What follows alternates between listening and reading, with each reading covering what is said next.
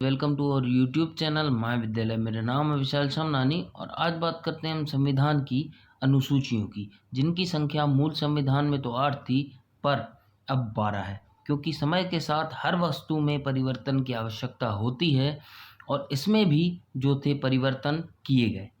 तो चलिए बात करते हैं हम प्रथम अनुसूची की।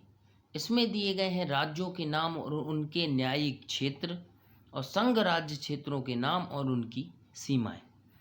पहले 29 राज्य और 7 केंद्र शासित प्रदेश हुआ करते थे, लेकिन 5 अगस्त 2019 को जम्मू कश्मीर का स्पेशल स्टेटस ख़त्म करके, राष्ट्रपति ऑर्डर से इसका स्पेशल स्टेटस ख़त्म करके इसे केंद्र शासित प्रदेश बना दिया गया और इसी के साथ लद्दाख को भी एक केंद्र शासित प्रदेश बना दिया गया।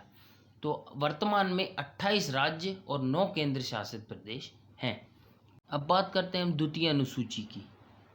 इसमें भारतीय राज्य व्यवस्था के विभिन्न पदाधिकारियों जैसे राष्ट्रपति, राज्यपाल, लोकसभा के अध्यक्ष और उपाध्यक्ष, राज्यसभा के सभापति एवं उपसभापति, विधानसभा के अध्यक्ष और उपाध्यक्ष, विधान परिषद के सभापति एवं उपसभापति, उच्चतम न्यायालय और उच्च न्यायालयों के न्यायाधीश और भारत के नियंत्रक एवं महालेखा परीक्षक आदि को प्राप्त होने वाले वेतन, भत्ते और पेंशन आदि का उल्लेख इसमें किया गया है। किसमें? दूसरी अनुसूची में।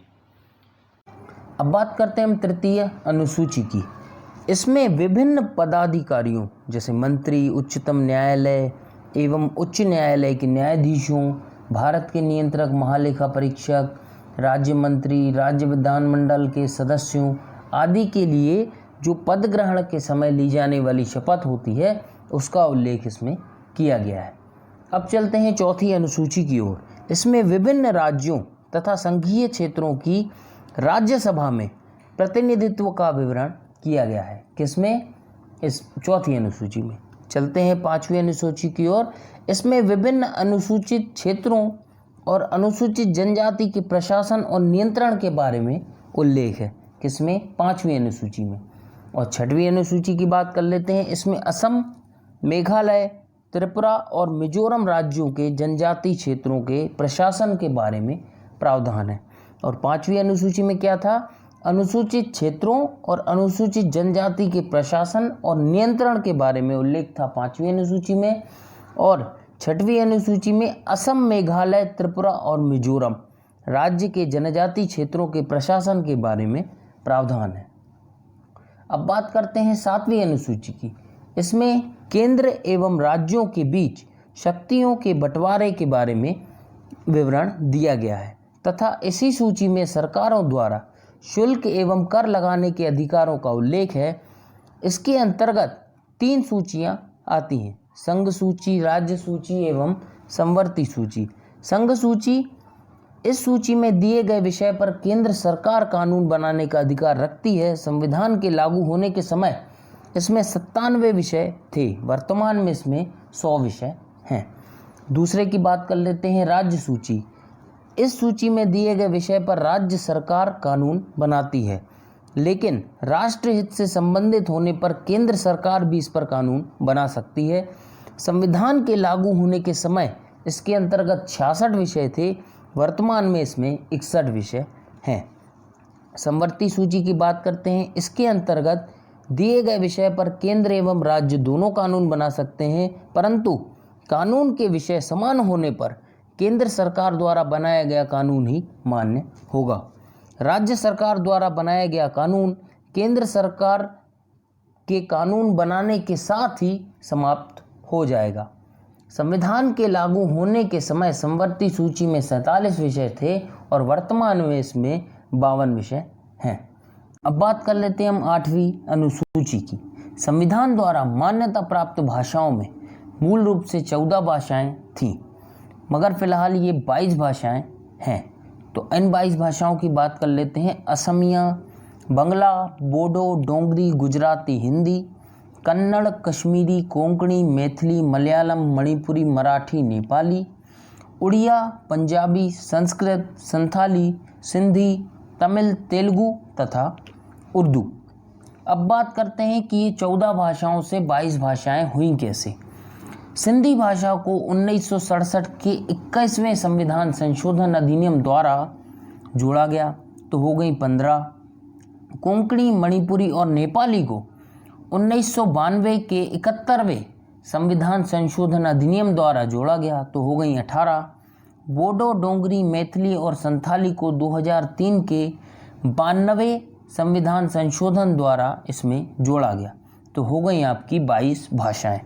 और उड़िया का नाम बदलकर 2011 में ओडिया कर दिया गया। उड़िया का नाम बदलकर 2011 में ओडिया कर दिया गया। अब बात करते हैं 9वीं अनुसूची की।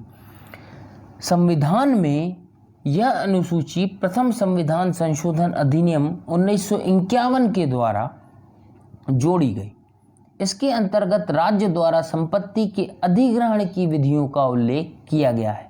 इस अनुसूची में सम्मिलित विषयों को न्यायालय में चुनौती नहीं दी जा सकती है। वर्तमान में इस अनुसूची में 284 अधिनियम हैं। मूलतः इसमें 13 अधिनियम थे।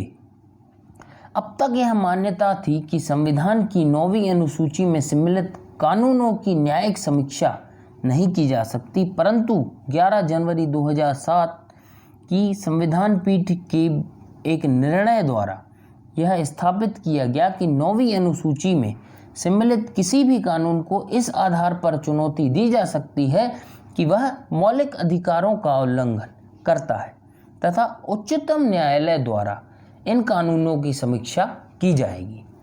अब बात करते हैं 10वीं अनुसूची की। यह संविधान के 52वें संविधान संशोधन 1985 द्वारा जोड़ी गई। इसमें दल बदल से संबंधित प्रावधानों का उल्लेख है और इसे दल परिवर्तन रोधी कानून भी कहा जाता है। अब बात करते हैं हम 11वीं अनुसूची की। यह अनुसूची संविधान में 73वें संवैधानिक संशोधन 1993 के द्वारा जोड़ी गई। इसमें पंचायती राज संस्थाओं को कार्य करने के लिए 29 विषय प्रदान किए गए। अब चलते हैं 12वीं अनुसूची की ओर और यह हमारी आखिरी अनुसूची भी है। यह अनुसूची संविधान में 74वें संवैधानिक संशोधन 1993 के द्वारा जोड़ी गई। इसमें शहरी क्षेत्र की स्थानीय स्वशासन संस्थाओं को कार्य करने के लिए 18 विषय प्रदान किए गए। तो आज का वीडियो करते हैं हम यहीं समाप्त। वीडियो पसंद आए तो कृपया लाइक करें, शेयर करें और हमारे चैनल को सब्सक्राइब करना मत भूलिए। Thank you.